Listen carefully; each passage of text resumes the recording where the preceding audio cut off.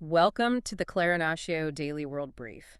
I mean, imagine trying to perform complex open heart surgery while simultaneously swatting away a swarm of aggressive wasps. That is essentially the geopolitical strategy playing out in the Middle East this week. As of Wednesday night, the U.S. military executed a really heavy wave of strikes against dozens of Islamic Revolutionary Guard Corps targets across Iran. And this was direct retaliation for Tuesday's attempted ballistic missile attacks on American forces in Jordan and on shipping vessels in the Strait of Hormuz. Right, and the immediate civic and economic stakes of this, they stretch far beyond the blast radiuses.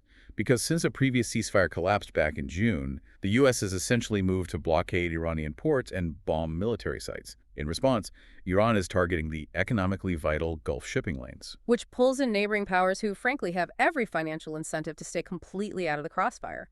Egypt, for example, is a U.S. ally that had managed to navigate around direct involvement for months, but they just suffered a drone strike on a port. Exactly. It disrupts the foundational stability of the entire region. The Saudis, for instance, are trapped in profound structural bind. Back in mid-July, Saudi Arabia bombed the Sana'a airport in Yemen, reportedly to stop an Iranian plane from landing. And the Houthis immediately retaliated by attacking regional Saudi airports and targeting Saudi shipping in the Red Sea. But wait, if you look at Crown Prince Mohammed bin Salman's Vision 2030, that entire economic overhaul absolutely requires predictable stability to attract foreign investment.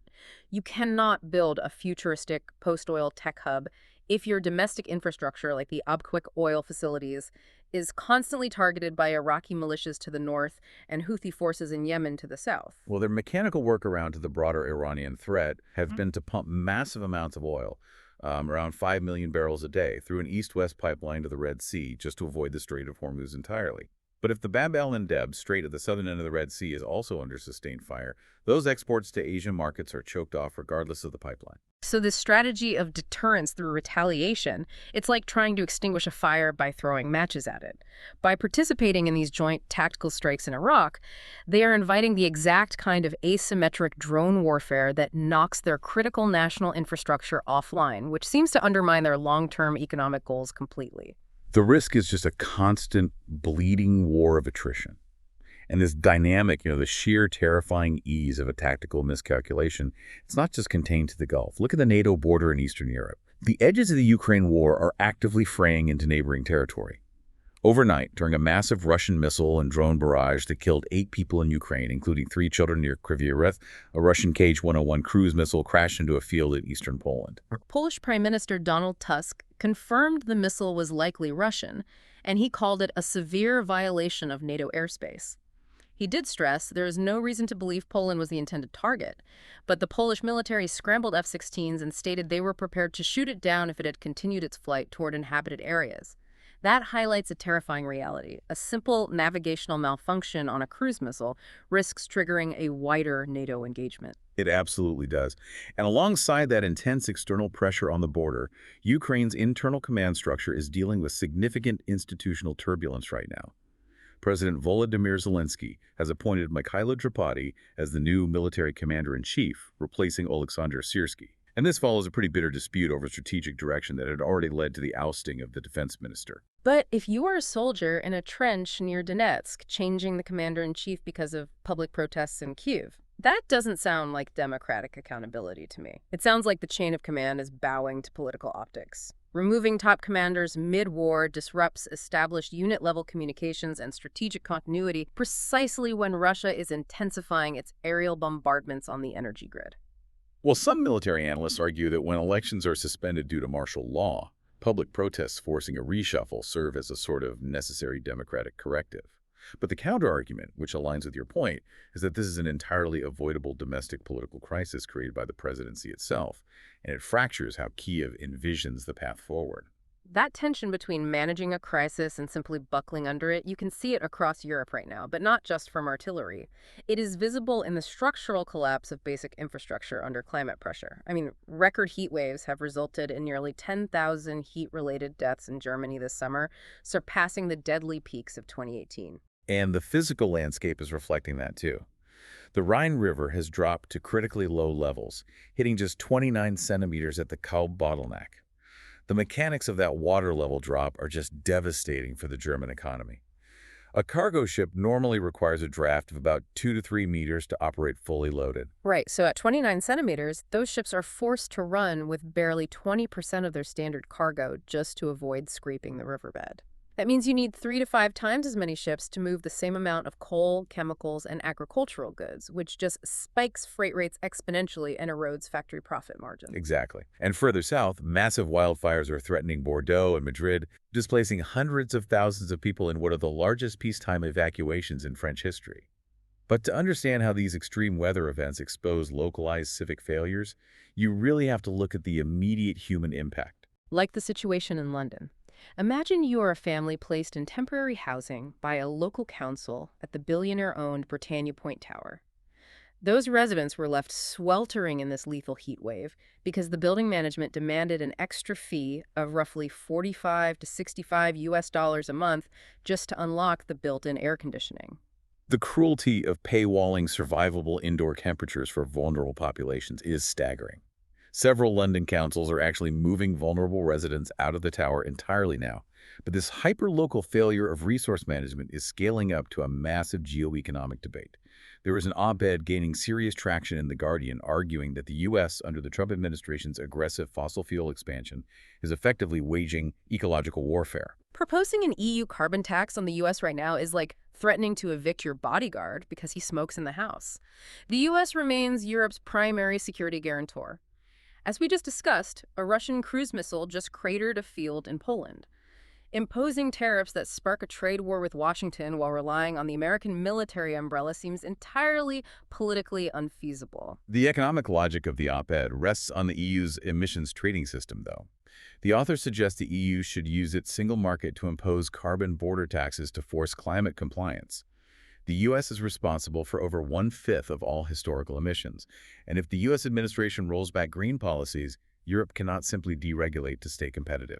For more daily briefings, brain candy explainers, and classic audiobooks, visit clarineratio.com. But even without a U.S. trade war, that tension between environmental regulations and economic reality is already gutting Europe's industrial core. Look at Germany's automotive sector. They are enacting brutal job cuts. BMW is cutting 8,000 jobs, Porsche is cutting 5,000, and Volkswagen is planning up to 100,000 cuts alongside 4 factory closures. It's a massive civic disruption. Volkswagen employs around 60% more workers globally than Toyota, while producing a roughly similar number of vehicles. Their labor costs in Germany are often twice those of their international rivals. So they're being squeezed out of the market mechanically by fierce Chinese electric vehicle competition, U.S. tariffs, and high energy costs stemming directly from the Iran war. Because Chinese EV makers like BYD control their own vertical supply chains, right? They own the battery metal refineries and the factories.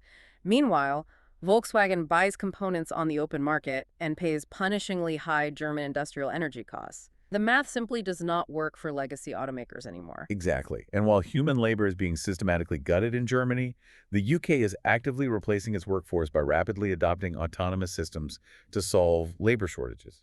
Retailers like Tesco and Asda are deploying thousands of mobile robots on the Chinese firm Geek. And we need to be clear about what these are, because these aren't automated conveyor belts or little vacuums. These are autonomous mobile robots that lift entire multi-ton storage racks and navigate warehouse floors using complex QR grids and sensory data.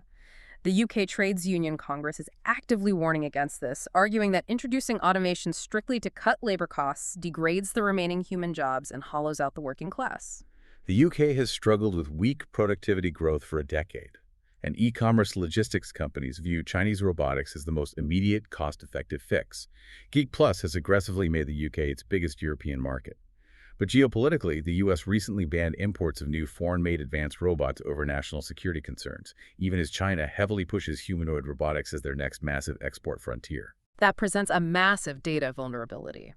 Deploying foreign-made autonomous logistics networks inside your critical food and retail supply chains feels like outsourcing the nation's nervous system. I mean, it's like installing a state-of-the-art home security system, but handing the live camera feeds and structural blueprints to a rival corporate entity. Watching national leaders process this technological anxiety yields some pretty bizarre contradictions, too. Amidst a crushing industrial contraction and a major cabinet reshuffle following a surrogacy scandal involving a top-party official, embattled German Chancellor Friedrich Merz has reportedly chosen Pope Leo's encyclical on AI for his holiday reading.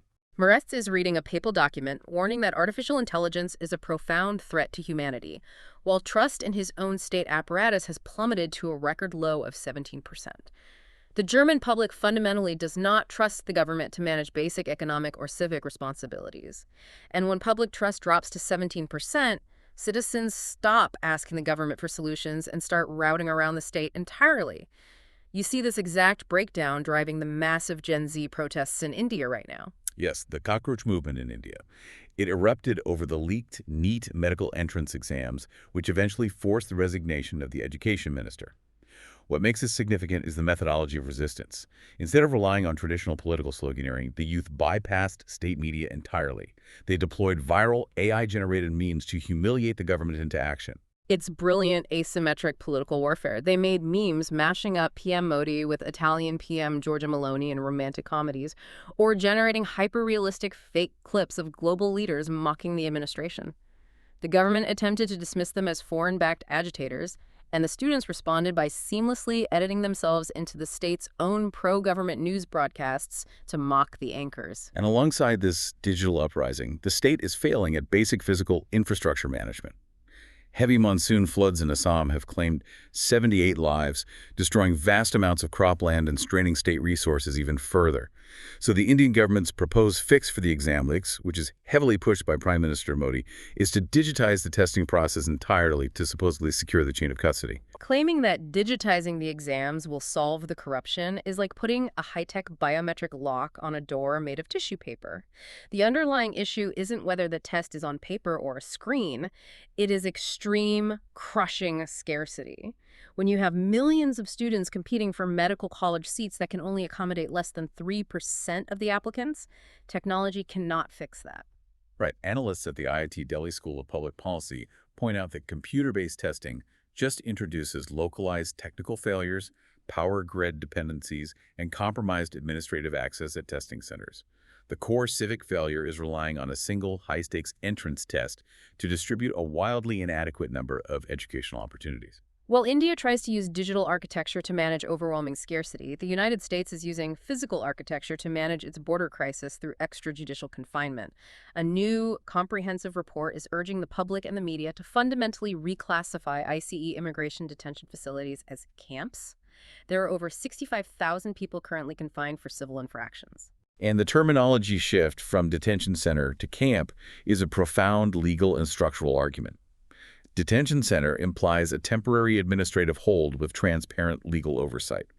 The reality detailed in the report involves completely gutted oversight mechanisms, the widespread punitive use of solitary confinement, and severe medical neglect. Under the current administration, 52 deaths have already been reported in custody. I mean, the mechanism that allows this to happen is the classification of border crossings as civil infractions rather than criminal offenses.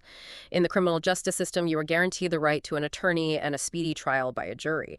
Because this is a civil immigration proceeding, those constitutional protections are completely suspended. Exactly. And indefinite mandatory detention strips individuals of basic legal personhood and suspends the rule of law. For example, the report noted a woman detained for 16 months with leukemia who has reportedly lost 70 pounds and receives no specialized medical care. The analysis draws on the historical progression of concentration camps, defining them fundamentally as places where a targeted civilian population is confined outside standard legal frameworks. Furthermore, the Board of Immigration Appeals ruled that undocumented migrants who entered without inspection are ineligible for release on bond. That legal maneuver transforms a processing hold into mandatory confinement. But this instinct to bypass democratic processes and consolidate control, it is not limited to state governments. It is happening rapidly within global cultural institutions, too. Look at FIFA attempting to sell a minority stake in the World Cup's commercial rights to private investors. They're trying to create a new subsidiary valued at roughly $20 billion US. The proposed subsidiary, FIFA Forward Enterprise, would lock down and control the highly lucrative broadcast, sponsorship, and ticketing rights. The investment vehicle heavily linked to this deal is Thrive Eternal, which is backed by Joshua Kushner. This is like your city council selling the local public park to a private equity firm, and now you have to pay a subscription fee just to walk on the grass. The fans and the athletes generate the cultural and financial value, but FIFA president Gianni Infantino is attempting a blatant corporate cash grab that ignores the fans. I mean, is football finally having its inescapable corporate raider moment? Well, Infantino's trying to force this through by offering national football federations a flat fee of $20 million each to approve the plan. But UEFA and the German FA are holding emergency meetings to block the move, condemning it as operating with zero transparency. And the mechanics of the resistance rely on structural ownership models, specifically in Germany. Because in Germany, they utilize the 50+1 ownership model, right? That rule dictates that club members, the fans, must retain 51% of voting rights, which physically prevents single investors or private equity firms from owning a controlling stake and treating the club purely as a financial asset. Exactly. German fans recently forced their own domestic league to abandon a private equity deal through massive, coordinated stadium protests. If UEFA formally rejects the proposal, it could kill the investment entirely, because private equity firms generally will not touch a globally fractured product where the primary European market is actively hostile. And the fight over who owns, interprets, and profits from cultural touchstones isn't limited to sports. There is a bitter public dispute playing out right now between the novelist Joyce Carol Oates and the classicist Emily Wilson. Oates criticized Wilson for writing a scathing review of Christopher Nolan's $683 million blockbuster adaptation of the Odyssey. Yes, Wilson, who published a highly acclaimed translation of Homer's epic in 2017, argued that Nolan's film lacked psychological and ethical depth, relying on visual grandiosity over actual character development. Oates attacked Wilson's critique, accusing the translator of using crude, politicized rhetoric to tear down a film that took massive creative liberties with the ancient text. It perfectly encapsulates the tension between the rigorous academic stewardship of a classical text and the sprawling commercial realities of a Hollywood blockbuster extraction. If you look across the stories we have covered today, there is no single unifying theme tying everything up perfectly. We are watching completely distinct, often directly conflicting pressures move in different directions. Yeah, we see states escalating massive kinetic military force and enforcing harsh extrajudicial border camps while simultaneously losing their grip on industrial stability, climate safety, and the basic trust of their youth. What is fundamentally shifting is the nature of accountability. When the established systems prove too rigid or corrupt to handle the actual crises on the ground, people just stop asking for permission. From Gen Z utilizing AI memes to topple government ministers in India to football fans attempting to block billionaires from privatizing the World Cup, the traditional top-down levers of power are being challenged in highly unconventional, decentralized ways. For more daily briefings, brain candy explainers, and classic audiobooks, visit clarinarratio.com.